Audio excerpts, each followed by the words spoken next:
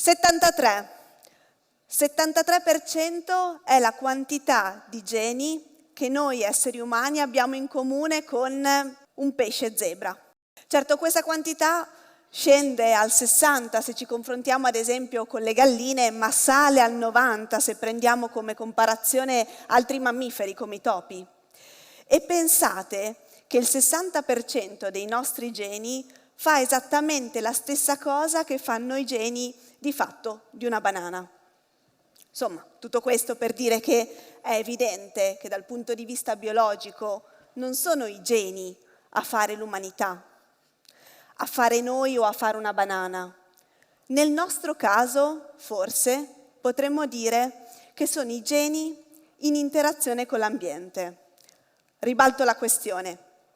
Tra noi e gli scimpanzé, che sono i nostri parenti più prossimi, c'è un 1,3 o 4, su questa cifra decimale c'è una guerra dei mondi che non si vedeva da quando era il Sole che girava attorno alla Terra, di differenza. Capite? Proprio un pugno di basi che però fanno differenze enormi. Fanno di me Martina e dell'altro uno scimpanzé. Infatti il punto non è la quantità in questo caso, ma la qualità. Che cosa fanno questi geni diversi? Beh, in un certo senso, questi geni che sono solo umani rallentano, procrastinano enormemente la maturazione del nostro cervello. Mentre per lo scimpanzé bastano pochi anni, il nostro cervello conta tantissimi anni prima di diventare maturo. E questa piccola differenza di fatto crea una divergenza enorme, crea due specie. Perché? Perché rende il nostro cervello sensibile, poroso, permeabile all'ambiente per molto più tempo. E questo fa un'enorme differenza.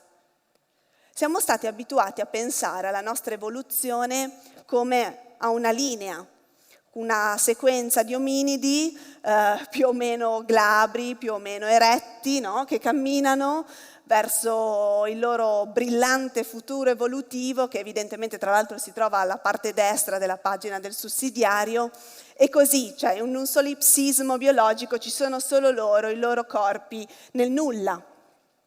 Questa visione non è soltanto semplicistica, è proprio errata. La nostra evoluzione, per essere raccontata, non deve assumere la forma di una linea retta, ma di un circolo. Deve arrotolarsi su se stessa e contemplare al suo interno l'ambiente e la tecnologia che l'uomo dall'alba dei tempi ha creato e messo in questo ambiente. Già che siamo così tra noi, in due persone proprio, possiamo ammettere che, insomma, dal punto di vista evolutivo, fisico, non è che proprio questa lunga marcia evolutiva ci abbia portato, come dire, all'apice, no? Non siamo enormi, non siamo velenosi, non abbiamo proprietà mimetiche incredibili, insomma, cioè, tra l'ardizia e un orso, ecco, io sceglierei l'orso, sinceramente, ma anche tra l'ardizia e un animale più piccolo, in effetti. Questo perché? Perché di fatto dall'alba dei tempi a potenti e affilate zanne abbiamo preferito schegge di pietra affilate, gli antesignani dei coltellini svizzeri. A spessi strati di grasso o folte pellicce abbiamo presto cucito addosso ai nostri corpi dei vestiti. E anche all'istinto predatorio, alla forza del predatore, abbiamo presto sostituito l'allevamento.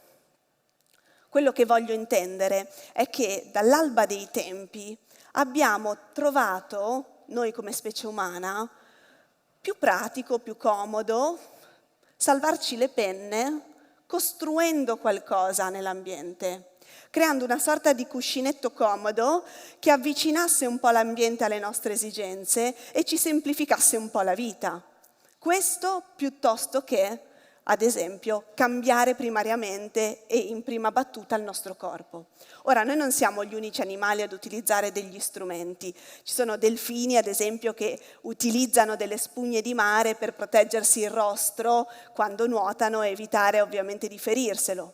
Sappiamo che ci sono tantissime specie di scimmie che utilizzano pesanti massi per rompere le noci. Ed anche i corvi, che sono degli animali intelligentissimi, raccolgono degli stecchetti per stanare gli insetti all'interno dei piccoli fori, dei tronchi. Questi però sono strumenti, non cambiano l'ambiente, non sono tecnologia. Sono l'uso contingente di un oggetto per uno scopo. La tecnologia è l'insieme certo degli oggetti e degli strumenti, ma anche delle competenze, delle prassi, delle conoscenze, dei mezzi di trasmissione e, in modo importante, anche del mutamento nell'ambiente. Cioè, voglio dire, se io raccolgo da terra una pietra e la scaglio contro il mio predatore, adesso a seconda della mia mira, ottengo un risultato, ma questo non cambia l'ambiente. Se io quella pietra la scelgo, la affilo, magari ne faccio diverse versioni, me la porto dietro con me, la do a qualcuno o la metto nel posto in cui mi serve, ecco, a quel punto la pietra è un'arma. Questa è una tecnologia. L'ambiente ha al suo interno, da adesso in avanti, qualcosa di completamente nuovo. È cambiato. Sapete perché noi siamo l'unico mammifero a digerire il latte dopo lo svezzamento? Di fatto lo siamo perché a un certo bel momento nella nostra storia evolutiva abbiamo potuto immaginare, progettare, poi anche creare, mettere in pratica e trasmettere una tecnologia che oggi diamo assolutamente per scontato e che è l'allevamento. L'ambiente è cambiato e con esso le sue richieste. Adesso esiste una nuova nicchia ecologica nella quale non c'è più caccia e raccolta e basta, ma c'è anche allevamento. Prodotto da noi, nel nostro ambiente, cambiano le richieste. Cosa succede? Quella mutazione del tutto casuale che una minoranza di esseri umani possedeva e che permetteva alla lattasi di sintetizzarsi anche dopo lo svezzamento, ritorna particolarmente utile. E quindi adesso siamo noi, una maggioranza di orgogliosi abbuffatori di Camembert e Gorgonzola, contro una minoranza di intolleranti al lattosio a cui va tutta la mia solidarietà. Però capite che non siamo nati lattasi permanenti, non avevamo neanche, se non una cosa del tutto casuale, come spinta biologica verso questa direzione. È stato l'ambiente nel quale c'era la nostra tecnologia a cambiare le regole del gioco e a rendere quella mutazione rilevante.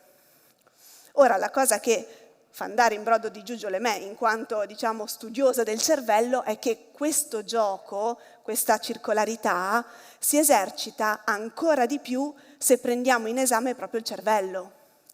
E perché? Per quell'1,3 o 4 pugni di geni che di fatto rendono il nostro cervello estremamente sensibile all'ambiente esterno. Quindi cosa è successo? La neuroarcheologia, che è una branca delle neuroscienze pazzesca che studia i pidocchi fossili, i calchi di crani, fa degli studi delle pitture rupestri, sono degli studi bellissimi, evidenzia 3 cicli evolutivi che proprio concatenano i nostri strumenti, il nostro cervello e il nostro ambiente. Dapprima l'umanità è stata in grado di pensare e costruire gli strumenti motori, ci rendevano più forti, più affilati, più lunghi, hanno cambiato la nostra interazione con l'ambiente esterno. A quel punto le nostre cortecce frontali e parietali, che ancora oggi utilizziamo per pianificare l'azione, per percepire lo spazio, anche per avere un primordiale senso di causa ed effetto, ad esempio, ecco, si espandono, nasce la mente interattiva. Poi è il momento degli strumenti sensoriali, strumenti che ci permettono di sentire, vedere più di quanto possano sentire o vedere i nostri occhi e le nostre orecchie. Immaginate lo sconcerto la prima volta che si è suonato un flauto preistorico, erano delle ossa cave, forate, e emettevano un suono che non aveva sentito mai nessuno. Esplodono le nostre cortecce sensoriali, soprattutto il lato temporale, ed emergono tantissime connessioni per creare la mente integrativa. e poi il boom degli strumenti cerebrali, quelli che proprio sostengono come un'impalcatura il nostro pensiero. Le prime pitture rupestri raccontano delle storie, permettono l'immaginazione, la memoria e poi ovviamente il linguaggio, la scrittura. Chi di noi oggi può pensare senza una di queste tecnologie? Non sono mica dentro il cervello, non pensiamo mica solo con le cose che abbiamo dentro la teca cranica. Noi pensiamo con gli strumenti che abbiamo fuori, sono proprio un'impalcatura al nostro processo. E qui nasce la mente simbolica. Le cortecce prefrontali, le più nobili, quelle che abbiamo solo noi, queste non ce le hanno neanche i nostri cugini scimpanzé, ci fanno questa roba qui, ragionamento, pianificazione, astrazione, fantasia, creatività, e sono parte di questo pezzo di umanità che è la mente simbolica. Vi racconto questa cosa qua, il linguaggio. È indubbio che fino a poco tempo fa ci consideravamo l'unico essere parlante sul pianeta, ne andavamo anche abbastanza fieri, insomma, infatti adesso ci rode un pochino che non lo siamo più in modo esclusivo, aveva un potere, diciamo, antropopoietico, cioè definitorio rispetto all'essere umano e agli esseri umani come definizione, come circoscrizione dentro la quale io mi sento definita. Ecco, noi non siamo nati parlanti, noi ci siamo evoluti parlanti. E tra l'altro questa cosa di nuovo è successa sostanzialmente per caso e c'ha di mezzo la nostra tecnologia. Una serie di fortunate coincidenze, sostanzialmente dapprima ci siamo alzati in piedi, su due gambe. Questo ha cambiato innanzitutto l'anatomia del nostro cavo fonatorio, che si è posto verticalmente. Abbiamo iniziato a produrre più suoni di quelli che riescono a produrre gli altri animali, abbiamo iniziato a imitare. Imito il suono del predatore, imito il suono della preda, vantaggio comunicativo pazzesco, perché capite che inizia ad esserci una forma di comunicazione e il cervello che ci va dietro. Allo stesso tempo si liberano le mani, che iniziano a costruire e gli strumenti motori, e gli strumenti sensoriali, e quelli cerebrali che vi ho raccontato. Il nostro cervello ci va dietro di nuovo, accresce le sue connessioni. Insomma, alla fine che cosa succede? Che noi siamo l'unico animale che possiede un sistema di controllo volontario della fonazione. Quello che, nonostante la secchezza delle fauci da agitazione, sto cercando di usare io per finire questo discorso. Gli altri animali non ce l'hanno. È per questo che parliamo, ma senza le nostre nicchie ecologiche, senza tutte queste tecnologie che abbiamo evoluto, questa cosa qui non sarebbe successa. Quindi il punto, se parliamo di umanità, è che ciò che consideriamo parte della nostra umanità non lo è per un qualche, come dire, una priorità biologica assegnata a noi in quanto fortunati tra i selezionati, ma avviene per una circolarità tra noi e l'ambiente. E quindi probabilmente la domanda che più ci può interessare oggi è: ma che diamine di umanità siamo in quanto esseri costruttori di tecnologie digitali, artificiali e in un certo qual modo forse più o meno intelligenti?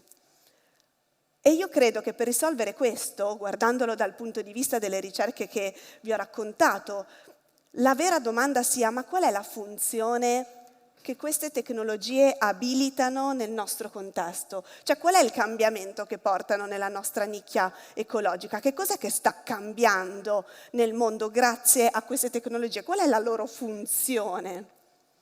E io credo che sicuramente possiamo ammettere, osservando soprattutto ad esempio l'intelligenza artificiale che sta capillarmente permeando diversi processi, anche del nostro pensiero, che non sia, e ci stiamo accorgendo sempre di più, che non è tanto la forma dichiarativa del nostro pensiero a rendere parte e impalcatura dello stesso, quanto più quella interrogativa.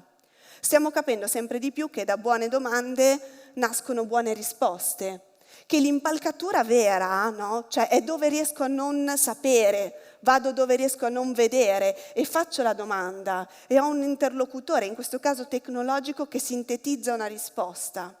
Ecco, quindi se per molto tempo il concetto di umanità ha combaciato con quello di essere parlante, io credo che in un futuro forse combacerà con un essere parlante che fa buone domande. Grazie.